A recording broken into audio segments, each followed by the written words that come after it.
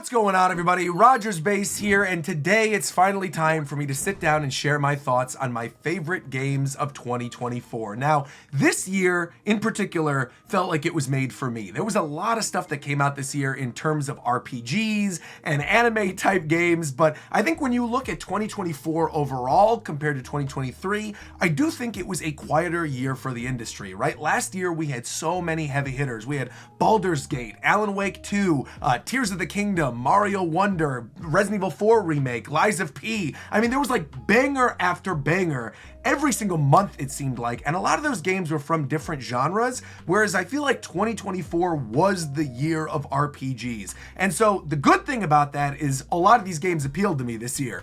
The bad thing about that is I simply did not have time to beat everything that I wanted to beat this year. However, I've played enough this year where I feel like I can feasibly sit down and talk about what my favorite experiences were of 2024. Now, the nice thing about me, every single year, those of you who follow me on social media know this, I put together a Google spreadsheet of every game that I've beaten that year. I list the game, I list the platform that I've beaten it on, and then I also list the date that I beat it. And this year in particular, I am so glad that I did it, because I sat down to prepare for this video and I realized, man, I played a lot more than I thought I ended up playing in 2024. So what I'm actually gonna do, I'm gonna pull up my spreadsheet. You can see I have a nice little Google Excel doc. I got my little columns and all the information about these games, and we're just gonna go down this, and I'm sort of gonna talk about everything that I played, what I liked, what I didn't like, and then at the end of all of it, I'm gonna mark down the 5 games that I think were my absolute favorite games of the year. Because honestly, I think I kind of need to talk through it. If I don't talk through this and I'm just sitting there, I think I'm gonna be constantly changing my mind. So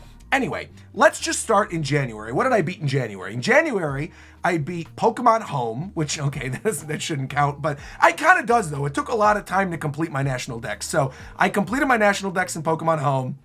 What else did I do? I got all the medals in Clubhouse Games 51. I beat the Epilogue DLC for Pokemon Scarlet, which in turn also I completed the Pokedex for Pokemon Scarlet. So beginning part of this year, a lot of this was like completing stuff that I just hadn't had the chance to complete before. And then and then I'm looking at this too. Smash Ultimate, I got all the spirits as well. I think that's because they added spirits from Mario Wonder, didn't they? If I'm remembering this correctly. The only game by itself that I beat in January, I guess, was Jet Force Gemini on N64 NSO. And the big reason for that is I grew up absolutely adoring Jet Force Gemini. For those of you who don't know what this is, it's basically like a third-person shooter game from Rare that got re-released on the Nintendo 64 NSO app a little while ago. And I wanted to play it because I knew I had that video coming up with Steve Sobel, who hosted Hot News 64, which promoted Jet Force Gemini, and I ended up loving it. Obviously, that's not going to be able to count as a game that I beat this year.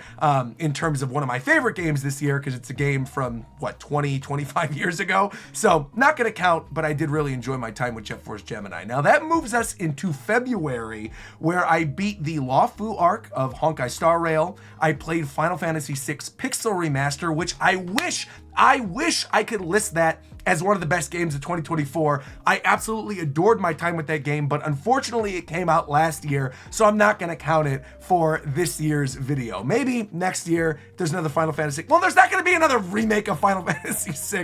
It's not gonna happen. Either way, the game is great. Go play it. But I beat that, and then I also beat Splatoon 3 Side Order, which actually I'm gonna kind of count as its own game. That DLC, for those of you that didn't play it, is basically like a roguelike game in which you play as an Octoling and you go up the tower to go save your friends, and you have to fight through wave after wave of enemies. You get different powers and different chips that you put on this board that make you stronger, and it was just genuinely a lot of fun. I have found now 2 games in a row that I like the side stuff for the Splatoon games more than the actual main Splatoon games themselves. Like, I think the actual multiplayer of Splatoon is always fun for a little bit. And then I feel like I just kind of fall out of the meta, and then I end up playing the single player stuff instead.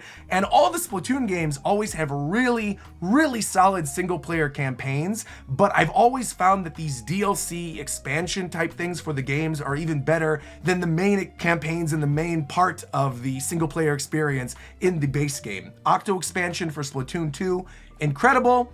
And I also really enjoyed Side Order this year as well. But again, I'm not necessarily going to count it. Now, I'm not even going to talk about this or debate about it. I already know right at the get-go, Rebirth is getting bolded as one of my 5 favorite games this year. I absolutely, positively adored Final Fantasy VII Rebirth. I feel like if you are familiar with my YouTube channel, this should not be a surprise, right? Like, I streamed the entire game. I was crying on stream. I was screaming on stream. I was playing the game almost in entirety, and I loved everything about it, right? The music, the visuals, the voice acting, the story, the way that they remixed all of these classic areas from Final Fantasy VII and built upon them. The stuff with the gold saucer, dude.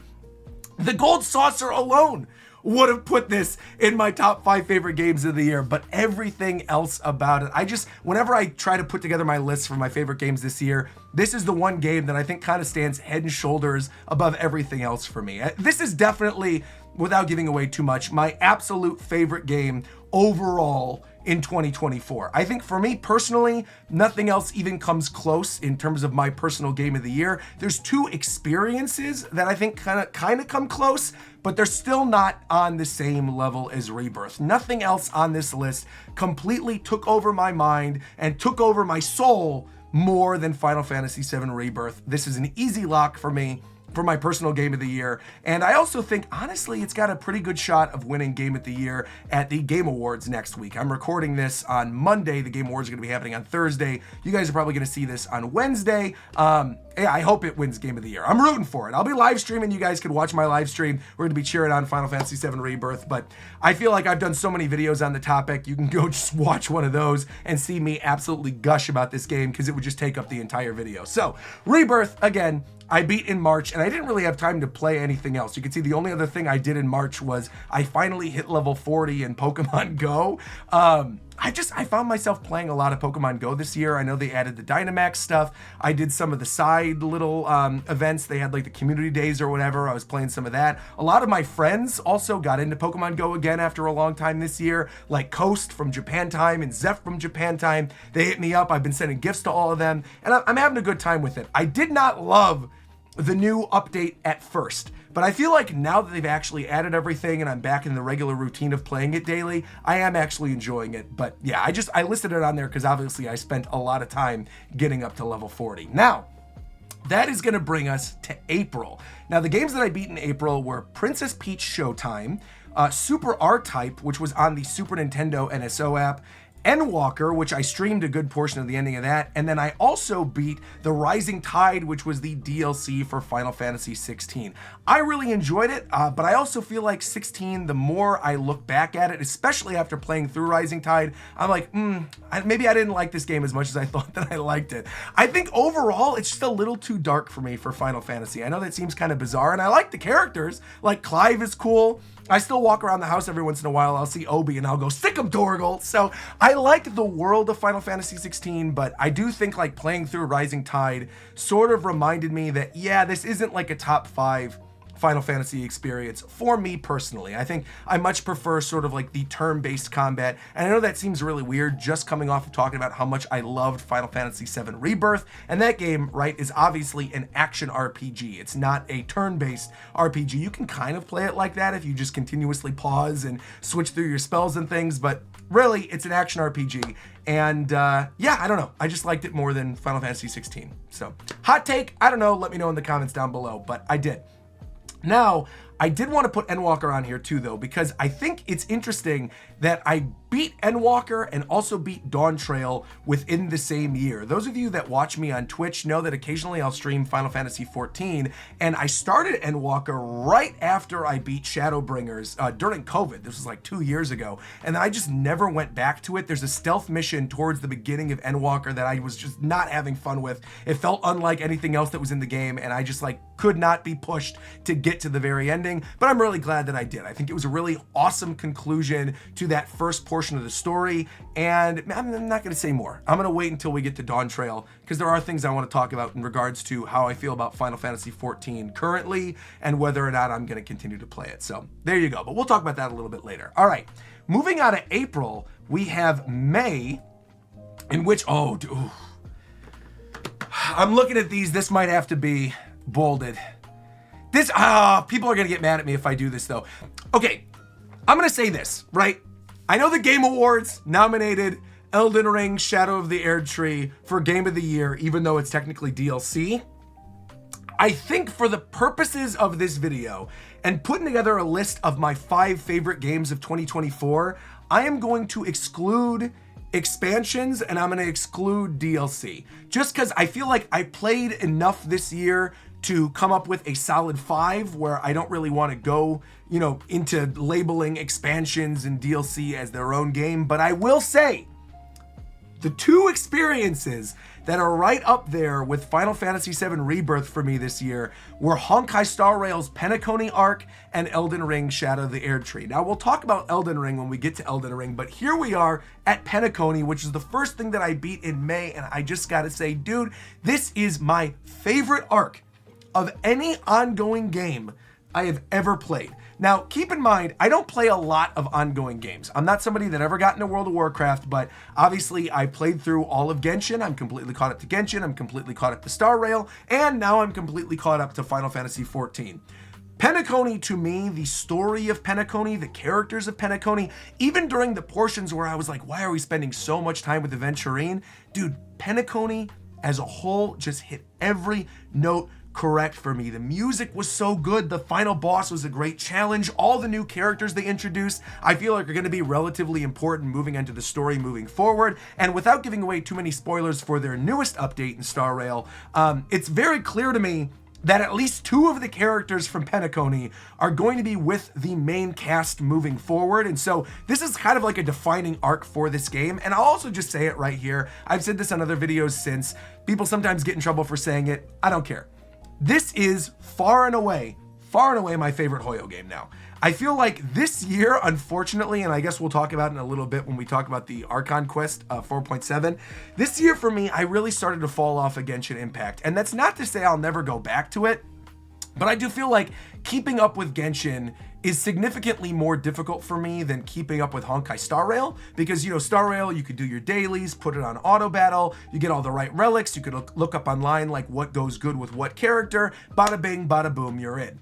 I feel like Genshin, because you actively have to be playing and catching in on the right days to get the right equipment to upgrade your characters, it's tougher to stick with, especially when you're not really enjoying the new story that was added to it. And I think because I was playing some of the Notlan stuff concurrently with some of the Penacony updates and the Penacony epilogue stuff, for me, it's just like Penacony hit way more. And I absolutely adored it. And if you want to see my live reactions to Penacony, I streamed all of that here on YouTube as well. And those videos did really well, so go check them out. But yeah, Penacony I absolutely love, but because it's not a standalone game, and because Star Rail came out last year, I'm not going to count it as one of my favorite games this year. But I did love Penacony. Now, with that being said, this right here, I'm going to italicize, because this is a potential contender for one of my top 5 favorite games. This is probably my favorite indie game experience this year. For those of you who don't know Another Crab's Treasure, this is the Souls-like game where you play as a cute little crab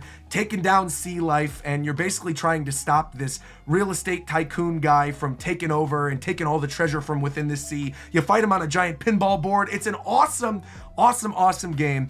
Didn't run great on Switch, but they now recently implemented a patch that makes the game run better. I played the majority of it on my Steam Deck, and then when the Switch version came out, I played more on Switch, and I kind of just pushed through the fact that it didn't really run super well because I was just enjoying the game a lot. But I would recommend, if you're going to play it for the first time and you are a stickler for FPS and things like that, go play it on Steam or go play it on like PS5 or something instead of playing it on Switch. But again, I was completely fine playing it on Switch, and I loved it. I thought the story was really cute. I thought the voice acting was quite good, and it was overall just a really good time. So Another Crab's Treasure, shout out to you. Shout out to Aggro Crab, the whole team working on that game. It's fantastic. I don't know if they're going to announce something at the Game Awards. I know they teased out something a couple days ago. Here's hoping, because whatever that team works on next, I'm here for. What else did I beat in May? The only other thing I beat in May was Super Mario Land on the Game Boy NSO, which actually I had never played, ever. I'd only played Super Mario Land 2. It was fine. It was a completely serviceable Mario game. Those of you who know this, and we're going to talk about this a little bit later as well, I am not the biggest Mario fan in the world. I like the 3D Mario games, but I do feel like when it comes to the 2D games, I've tried them time and time again, and I did enjoy Mario Wonder last year, but nothing really comes close to Mario World for me. That original Mario World on Super Nintendo is just so good. and I feel like nothing else quite lives up to it. And so Wonder came close. And actually, weirdly enough, something else that came close was New Super Mario Brothers on the Wii. But on the whole, I feel like, I don't know. I've learned over the years I'm not really a 2D Mario person. I'm more into like the 3D games. So again, Mario Land, completely serviceable. It was fine. It was free on NSO. I'm glad I played it. Now, I will say, even though I have not been enjoying Notlon, I did really like the 4.7 Archon quest. This was the stuff with Arlecchino. I just like that character's design in general. I think she's got a really cool design.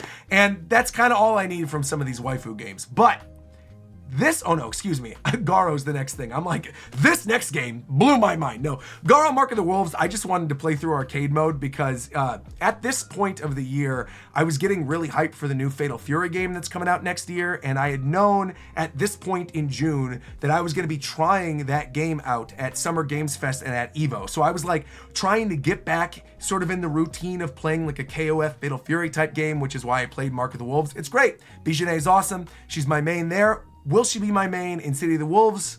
Time will tell. Maya's looking real good based on that initial trailer we saw of her, so we'll wait and see. But my favorite game in June, without a shadow of a doubt, was Paper Mario: The Thousand Year Door. Bro, Paper Mario: The Thousand Year Door is already one of my favorite games on the GameCube, and playing through this on Switch reminded me just how much I loved that original game and how badly I want to see them make another Paper Mario RPG in this style. I think Origami King had some things right, but God, did I hate playing through the actual gameplay of Origami King. Origami King, the music was great, the visuals were great, the characters were great, everything else was good.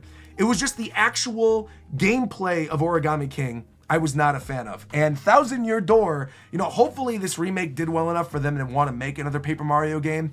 A little bit of a side tangent. I feel like Mario RPG, Paper Mario: The Thousand Year Door, and Mario and Luigi all coming out within like 12 months of each other kind of feels like a litmus test for Nintendo, where they're going to go, whichever of these does the best is the one we're going to continue with, because we don't really need 3 sub-series of RPGs. I could be wrong. I don't think I am. I feel like, depending on what I've seen of everything else, I feel like Mario RPG is the one that did the best, but I still feel like the critical acclaim was definitely there for Thousand Year Door.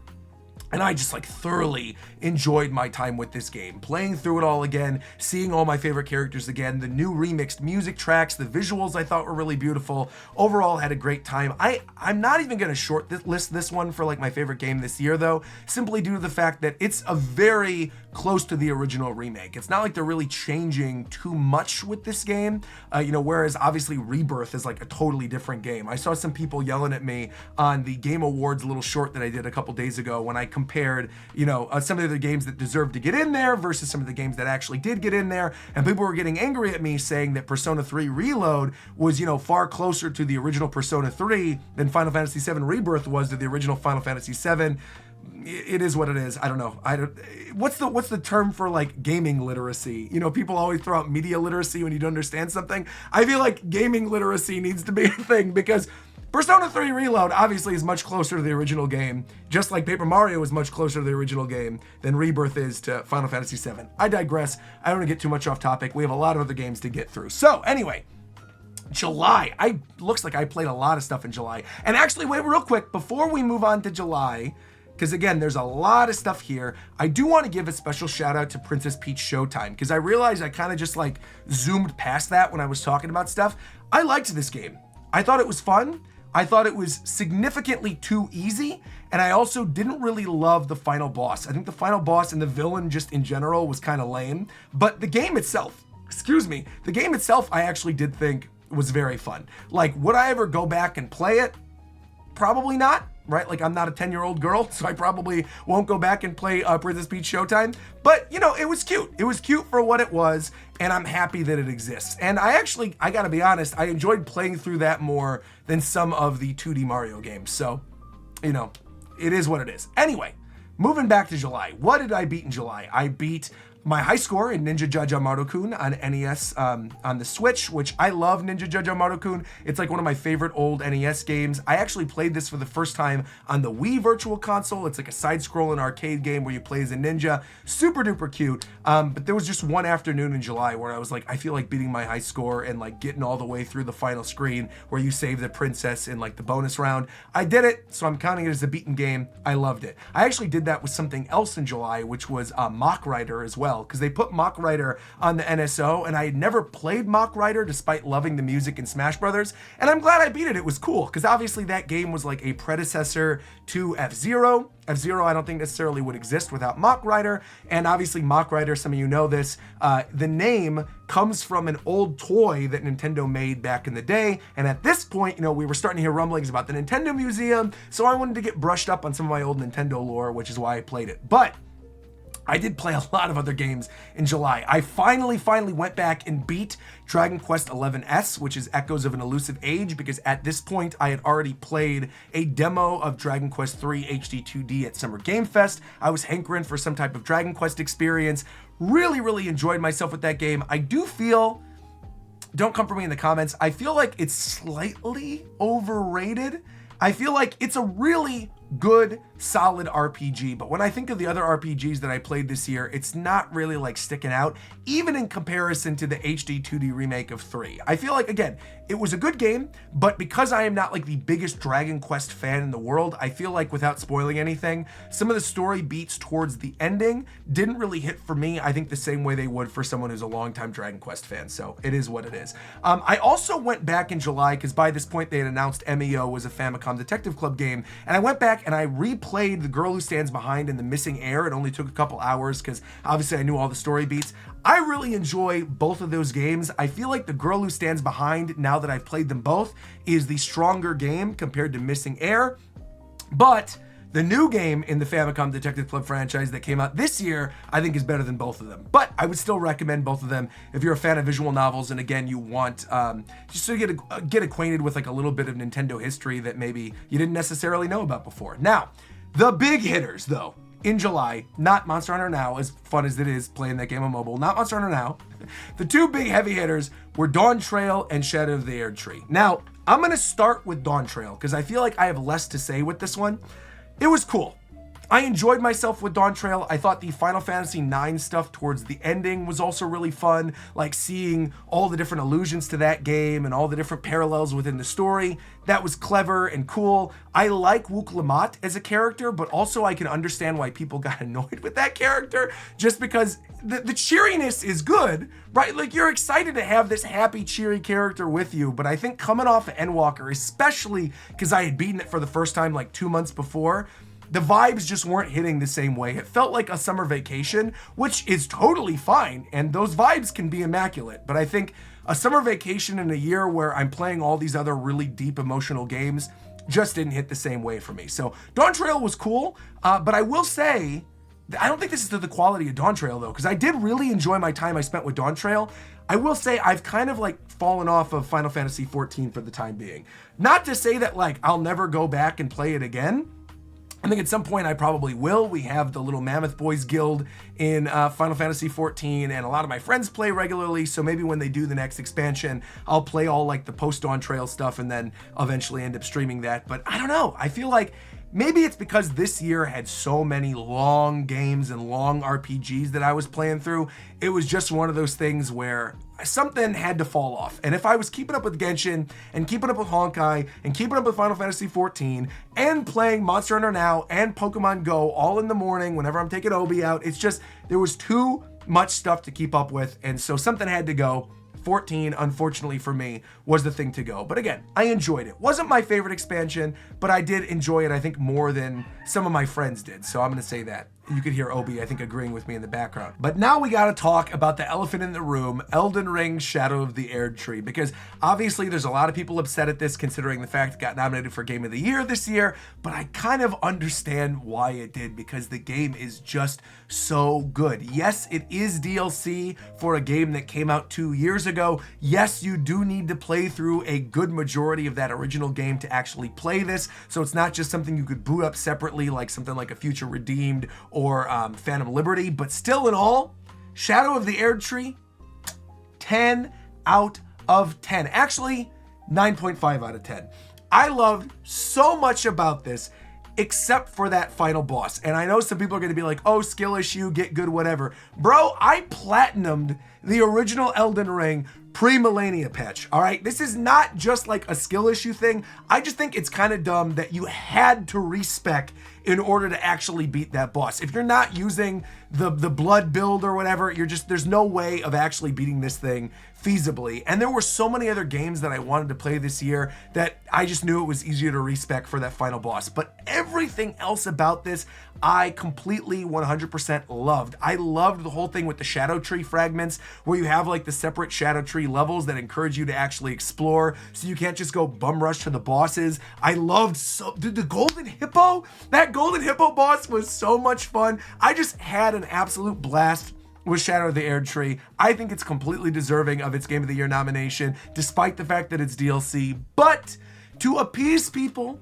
when I'm talking about my favorite games this year, I will not bold it as one of my favorite games, despite the fact that I think it really does deserve it. I will italicize it though, and actually I'm going to go back and I'm going to italicize the Penacony arc of Honkai Star Rail as well, because again, they need some recognition. They were both such incredible experiences. Also, I will say, kind of wild that we're now like more than halfway through my list, I have not mentioned a Nintendo game yet. Normally, that is not the case. Normally, there's at least one big Nintendo game that's in contention for my favorite game of the year by this point of the year. But by July this year, I don't know. The only other thing that, like I said, I talked about was Side Order, which I enjoyed, but I wouldn't consider that like one of my favorite experiences of the year. And then also Princess Peach, but again, that game was a little too easy. And Paper Mario, I guess. I talked about Paper Mario, but again, that was a remake of a game that came out before that also stuck very close to the remake. So it is what it is. Anyway, moving on from July, let's now start talking about what I played in August. We're also getting kind of close to the end of my list now, but a lot of these games are sort of heavy hitters, so we'll talk about them. Unicorn Overlord, now that we're taking Elden Ring out of it and Penacony out of it, I am going to italicize this one. I almost feel like I might just bold this one as one of my absolute favorite games of the year.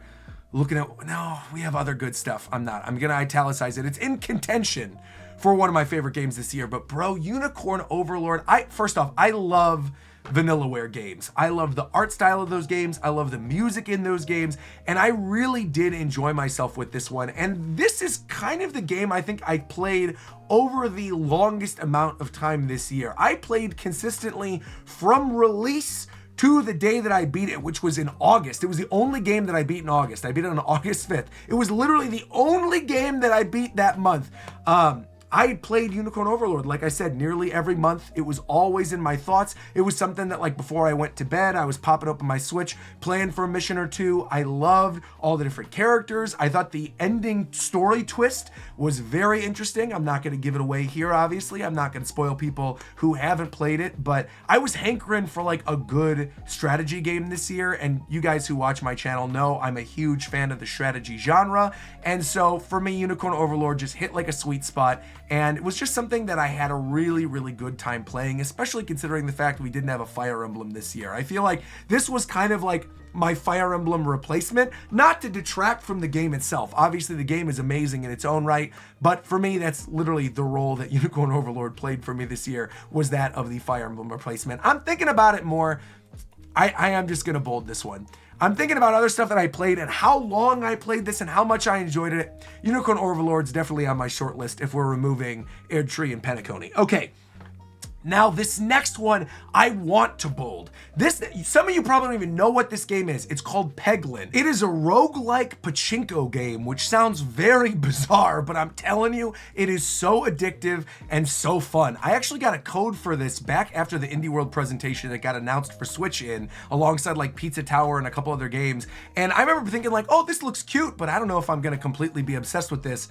I ended up falling in love with it, ended up playing it every single day for like weeks straight. I unlocked most of the balls in the game, all the different special abilities. I'm almost 100% through all the achievements in it. I love it. Again, this would be like hands down one of my favorite games this year if it came out in 2024, but alas, it was out on mobile last year, so I can't count it for one of my favorite games this year. But I played a lot of other stuff in September, and we're going to talk about all that too. Obviously, I did the Return to Lawfu arc in Honkai Star Rail with the Foxian girl. I loved that. We have all the Marvel vs. Capcom games on here that I beat for the first time in arcade mode. Marvel vs. Capcom 1, Marvel Superheroes vs. Street Fighter, Marvel vs. Capcom 2. That was all obviously part of the new Capcom fighting game collection focused on Marvel vs. Capcom. I completely lost my mind when they announced that during the Nintendo Direct. Of course, I was going to play through arcade mode for all those games again. It was a lot of fun. And I marked on here, I know it seems kind of bizarre to see Fortnite, but I did get a Victory Von Doom during the Doctor Doom Marvel Battle Pass. I hit level 50 on that one. I unlocked the Emma Frost skin, and I beat the game as Doctor Doom. So I feel like that could only happen during that event, and I spent a lot of time trying to get to the point where I could get the special Doom power to then win the game as Doom. I did it, so I'm marking it as an achievement. However, the best game I played all September, and this is another one that's an easy bold in my short list for my game of the year, dude. Emio the Smiling Man Famicom Detective Club. Now, I did a whole video talking about how much I love this game a couple months ago. Just go watch that video for my overall thoughts. I just want to like emphasize this again. I am so unbelievably happy that Nintendo took a chance on this franchise. Famicom Detective Club, for those of you that don't know, is like the visual novel series by Nintendo. It recently got revitalized with a remake a couple years ago, and then now we're getting the first new game in like 30 years. I am so happy they did this, and I also feel like it fixes so many of the issues with some of those even remake games from a couple years ago. It was way easier to actually make your way through the story. Not that the story was like easy to progress through, but it was just like the quality of life features where they made it easier when something was highlighted in your book, or the way that you could take notes was far simpler in this game, and I thoroughly appreciated that. And the ending, dude, the ending of this, again, I don't want to spoil stuff for people who haven't played it, but it's just so good and heart-wrenching. It's fully animated, like they literally got an anime company to do the ending of this game. It's perfect. I want to see more Famicom Detective Club games in the future. I want to see one of the characters from it in Smash Brothers in the future. I love it. You should go play it. Emio the Smiling Man Famicom Detective Club. Okay, so that'll wrap up September. Okay, now we're getting into October, which is definitely where I spent the majority of my time playing games this year. Look at this. 1, 2, 3, 4, 5, 6, 7, 8. And a lot of these are shortlisters for like some of my favorite games this year. I think I'm going to actually highlight already Echoes of Wisdom, Astrobots, and Shadow Generations. All three of those I absolutely love. Now, here's the thing. I'm not going to talk about Star Fox 64. I just do an annual playthrough every year. That's why it's on there. I played through Sonic CD on Sonic Origins Plus to get ready for Shadow Generations. F-Zero GP Legend, bro. Quick side note, this game is so good. I missed it when it came out on GBA originally, but it is the F-Zero game that's on GBA NSO that's based on the F-Zero anime series from the early 2000s. It's great. Dude, the track design is really good. It's got these awesome little animated comic book style cutscenes. It's just fantastic. And again, it's free on NSO. So if you have NSO, go play it. And then I also did a playthrough of Donkey Kong Country 2 just because I felt like playing through it again. I also did a Nuzlocke of Brilliant Diamond on my flight back from Japan. Actually, it was my flight to Japan for the Nintendo Museum, and then my flight back as well. And that's when I ended up beating the game. I actually had a lot of fun with it. I feel like obviously Brilliant Diamond is not the best Pokemon game by a wide margin, but I had a good time with what I played. Now, the three big ones. I'm going to start with Shadow Generations because I think once we start narrowing things down, I think this is the least likely to be on my top 5 of the year overall. But man, oh man, Shadow Generations delivered. I love Shadow the Hedgehog. I thought the places that they brought back in that game, like seeing Radical Highway redone, was really cool. Making like an actual good level for a Sonic 6 level and for a Sonic Forces level, I thought was great. I think the story was actually quite good. It was a little bit of a tearjerker at the ending. I thought the Doom powers were really interesting. I cannot wait to play the DLC. Shadow's having a good year with the new Sonic movie coming out.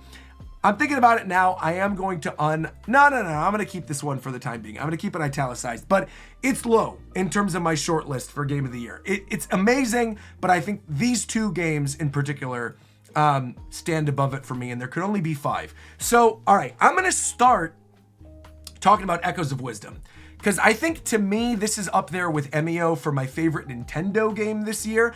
I still feel like, if I'm being honest with myself, I think MEO is my favorite Switch game this year. In terms of how much I was thinking about it afterwards, and in terms of like what it meant for that game to even be made in the first place, and the narrative, I do think MEO is above Echoes of Wisdom. But I will say this, Echoes of Wisdom, I thought about it more, could very well be my second favorite top-down Zelda of all time. I said when I finished streaming this game that I think it could be my favorite. I went back and played a little bit of Link to the Past, and I was like, no, what am I thinking? Link to the Past is still the best one. But I do think Echoes of Wisdom is a very, very close number 2. I know a lot of people really didn't love the Echo system. They didn't like the fact that you could break the game with the beds and things like that, but I think the dungeon design in Echoes of Wisdom is like 10 out of 10. Dude, that volcano dungeon where you fight Volvagia I thought was great. The dungeon in the swamp with the Deku Scrubs I thought was really good with all the different levels. I thought the puzzles were really interesting and thoughtful. The way that you use the different echoes to solve the different puzzles I thought was a lot of fun. Obviously, it was fun to go back and watch other people's playthrough of this game to see what their most used echoes were and like what echoes they used for combat primarily. I found that I ended up using the armadillo more than a lot of other people used the armadillo, which is crazy because that echo is so unbelievably useful. But yeah, Echoes of Wisdom, absolutely fantastic. Like I said, well, now that I'm thinking about it, wait a minute though. Is it a solid number 2 for the Nintendo games I played this year, specifically Nintendo Switch games? I actually don't know. Now that this is gonna be tough, man. Putting together a list of 5 of everything I played this year is genuinely good. Everything I beat this year, I should say, is gonna be very tough. I am gonna italicize this. I'm also, of course, italicizing what I think actually probably has the strongest chance to win Game of the Year in a couple days, and that is Astrobot. I am Astrobot. Dude, Astrobot just made me smile. I am somebody, obviously, that plays a lot of 3D platformers because I am primarily a Nintendo gamer. So, like, seeing a good 3D platformer was not a huge surprise to me. It wasn't, like, as refreshing to me as it probably was to a lot of people who exclusively play PlayStation or something like that. But it's really cute. And I think it was a great way to sort of celebrate PlayStation's big anniversary this year, seeing all these character costumes for Astrobot, going through all these different levels. The game obviously utilizes a lot of things that were present in something like Mario Galaxy. Like, there's the level with the little elephant where you're making the platforms. That is straight up like Cloud Mario from Mario Galaxy. There's a level where you're slowing everything down. That's taken straight. That's almost like something out of Sonic, right? With the Chaos Control. But either way, I still really enjoyed Astrobot. I think the music was really excellent. I ended up 100%ing it. I platinumed it, which I do not do very frequently for PlayStation games. I don't go back and actually platinum things. I think I have a platinum for Star Rail because I play it on PC all the time, and obviously I stream it. And what was the last thing I platinumed prior to this? Maybe like Nickelodeon All-Stars or something, but again, that was just to get like an easy trophy. Even with like the really big single player games that I love on PlayStation, obviously the number one being Final Fantasy VII Rebirth. I don't think I'm going to go back and platinum Rebirth anytime soon. But again, Astrobot was short enough and fun enough that I was like, you know what, I'll sit down and I'll platinum it. Some of those final levels were pretty difficult actually to do in one run, but it didn't take me more than like 20 minutes per level. So it's a nice, fun, little easy game. I do think, and I don't want to get like hate for this, but I do feel like it's slightly overrated. I do think it's like there's a lot of people heaping praise on this game that probably just haven't played like a 3D Mario in a while or something. But again, that's not to the detriment of the game itself. The game itself is really well made, really good, and I actually think is better than a good majority of the 3D Mario games. Like, I found myself enjoying the game overall more than I did some of the other 3D Mario games. That could be maybe a topic for a different video. But yeah, it's definitely on my short list for Game of the Year. Is it going to make the top 5? I'm not necessarily sure. Looking at what else is left, we'll see. I have to break some stuff down. Now, moving beyond October, we have November. Now, in November, I soloed 100%, did all the solo missions, and got the gold emblem, and just unlocked the gold emblem on the new event, and got all the secret Mew cards, and got all of the Kanto decks filled, and all 3 of the illustrations in Pokemon Trading Card Game Pocket.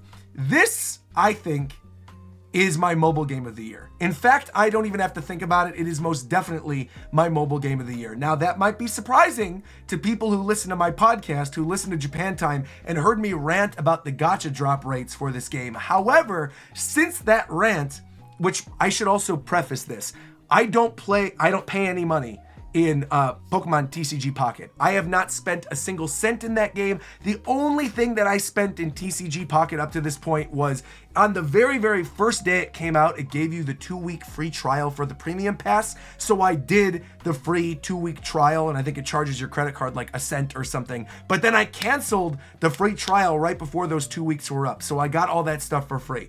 That's it. I have not spent a single other penny on this game. I've just been doing my free polls and playing online. I love the pocket version of the TCG. At first, I was not really a fan of the simplified version. I actually really find myself enjoying it.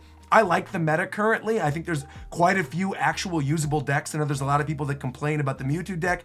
I think it's a skill issue, honestly. There's ways to work around that. I primarily use an Erica deck, and the Erica deck works just fine against Mewtwo. I've got my Venusaur EXs. I got my Butterfree on the bench healing up everybody. I really do love TCG Pocket. Do I put it in my game of the year? I spent a lot of time on this game. I play it every day. Again, it's my mobile game of the year. I'm shortlisting it for the time being. I'm italicizing it. I feel like it's going to be tough at the end of this video to have to go through everything and say, all right, what are the top 5 of the things that I've beaten? I do want to say, though, I think it's close. It's close to being one of my game of the year contenders. I do like it that much. And then, of course, I played through Banjo-Tooie again when they put that at NSO. Such a fun little cute game. I grew up playing the Banjo-Kazooie games. I love the Banjo-Kazooie games. Of course, it was going to be on my list of things that I beat this year. Of course, I'm not going to count it for one of the best games of this year because, again, much like Jet Force Gemini that I mentioned earlier in this video, it's an old game, but I really enjoyed my time with it. And actually, I ended up liking it more playing it on NSO than I did on the original N64. I have always thought that Kazooie is a better game than Tooie, but having the ability to just sort of do the save file scumming in the NSO app actually was really beneficial to my enjoyment of Banjo-Tooie, because some of the things that really frustrated me as a kid were no longer as frustrating playing it on the NSO app. So shout out to Banjo-Tooie, great game. But here is where I'm gonna have a dilemma, because these last 3 games that I beat this year, well, first off, Tetris 99, this was just the new cup they added for the old Tetris games. It's like a new skin for the game. That doesn't really count. These 2 right here, though, Dragon Quest III HD 2D and Mario Party Jamboree, I think, going to shortlist both of these as well. I'm going to start by talking about Dragon Quest because this is the freshest in my mind because I literally just beat it prior to making this video.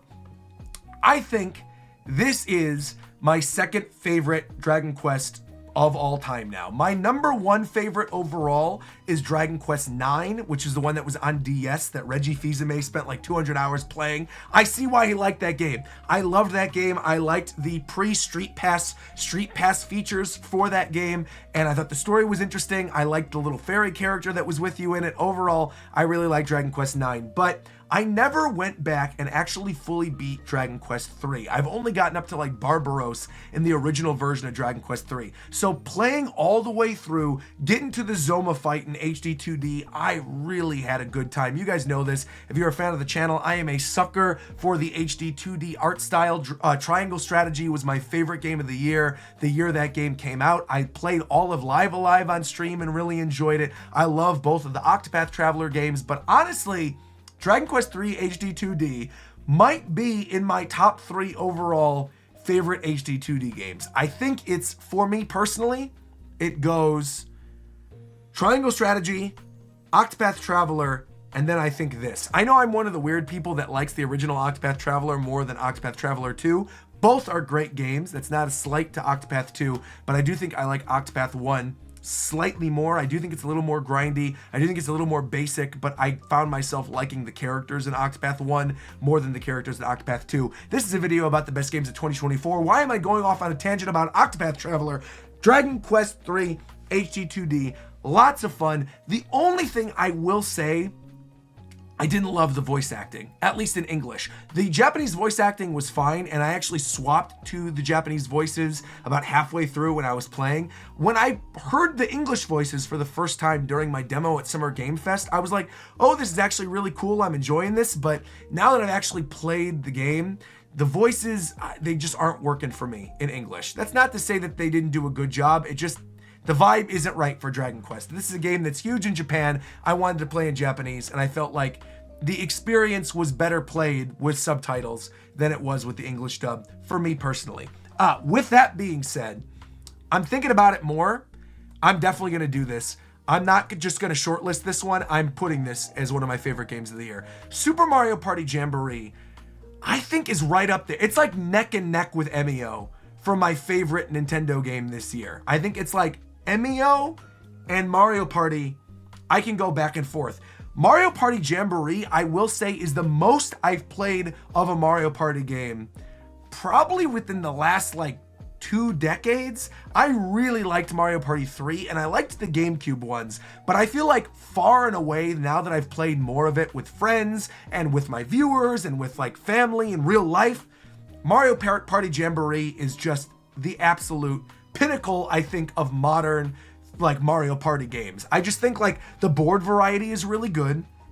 All the side stuff with the Bowser little thing where you're running around the map shooting at Bowser with the cannonballs, that's really fun. The Koopathlon is really fun, especially when you're streaming it. And again, even the boards that you unlock, like the classic rainbow board that they bring back and then also the Bowser board, they're all really fun. Western Land is great. The Galleria level is my favorite, where you're going up and down the escalators. It's just a lot of fun. And overall, I like too, like the variety in terms of you being able to pick and choose that you don't or do want bonus stars. Being able to play with those pro rules was a lot of fun.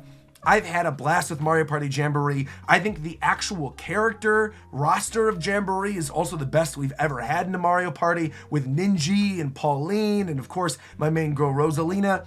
It's just fantastic. I think the most fun I've had all year playing with other people was, without a shadow of a doubt, Mario Party Jamboree. It was my favorite multiplayer experience this year, and that is including long form games, things like Fortnite and Honkai and Genshin and stuff like that. I just really love Mario Party Jamboree, and I will most definitely be playing more of it, not just on stream, but also like with friends and family in real life. I just think, again, it is the best, most solid, quality Mario Party game, I think, of the last 2 decades, and I honestly don't even really think it's close. I think the only thing that's close to it, like I said, is the one that was on GameCube with like the sun and the moon. That one was really good, but like during the Wii U era and some of the Wii era, you're in the little car, I just was not a fan of that. And actually, not only that, Jamboree did that gimmick better, because there's the level in Jamboree that's based around like a Mario Kart track where you're literally in a car, but it's better. It's handled better than the games in which that was the primary gimmick of the game. So shout out to Mario Party Jamboree. Definitely one of my 5 favorite games this year. Absolutely loved it. Now, we've reached the end of my list. So far, I have 4 games locked for my 5 favorite games of the year. Those 4 games are Rebirth, Unicorn Overlord, MEO the Smiling Man, and Super Mario Party Jamboree. I gotta figure out my 5th. I do want to give an honorable mention to these 4 games that I have not yet beaten yet, that I absolutely do plan on beating at some point, but I just did not have the chance to beat this year, but I want to give them their flowers. First off, Stellar Blade. Bro, the music in Stellar Blade is so good. I have not had a chance to go back and actually beat it yet. It's just timing wise, nothing's really worked out, and there was other stuff that I wanted to play more, but dude, Stellar Blade was so much fun. I am not a huge fan of the action genre, but I loved what I played of Stellar Blade. And again, the soundtrack, that sort of like jazzy electronic kind of sound, perfect. And again, the main character, very nice in terms of the design. So I do really enjoy Stellar Blade. Also, Like a Dragon Infinite Wealth, it's one of those games that, again, I played a lot of turn-based RPGs this year, a lot of just RPGs in general. I think I've played about like 30-ish hours. I want to save Infinite Wealth. I'm pretty like, I'm far into Infinite Wealth, but I haven't beaten it yet. And so I can't say that it's one of my favorite games of the year because, again, I chose to play other RPGs above it, but I love the Yakuza franchise. I am super duper excited for Pirates in Hawaii coming out next year. I think it comes out pretty early next year too. I might even stream that because, again, like that's based within the same world. I think it's also going to be in Hawaii. You've got Goro being like the main character. I think it's going to be funny. And again, I talk about a pirate manga on my YouTube channel, so I do think there's going to be some crossover with my audience wanting me to play a pirate game. And I just did my cover of Baka Mitai. So now you guys know that I like the Yakuza franchise. It might be fun to maybe play Pirates in Hawaii on stream, but that's a problem for 2025 Roger, not for 2024 Roger. The other two that are on this, Black Myth Wukong, I've literally played 2 hours of, but I really enjoyed it. And I also kind of want to stream the rest of this game, which is why I don't feel comfortable putting it in here, because I feel like it would be a lot of fun to stream my live reactions to certain bosses. I've seen some of the really major bosses just because like I saw Afro was doing a playthrough that showed up in my subscription feed at one point. I've seen other little gameplay bits where people, do the little GIFs and then post them online of it. It looks amazing. I've really enjoyed the 2 or 3 hours that I've played of it already, but I need to play more before I can give my final judgment. But again, it's on my short list for things that I am currently playing and yet to beat. And so that could eventually change in the future, but I really do like Wukong. And then this is the big one. I feel like if I got even one more dungeon farther in Metaphor, I would feel comfortable saying it is one of my favorite games of the year. However, I am 25 hours in to Metaphor, and I am not past the first dungeon yet. I am still in the cathedral. Now, that's not necessarily a negative. You're getting your money's worth with Metaphor. And again, this game, music-wise, absolute peak, one of the best soundtracks of the entire year. Like, great battle theme. And I'm also really liking the characters so far.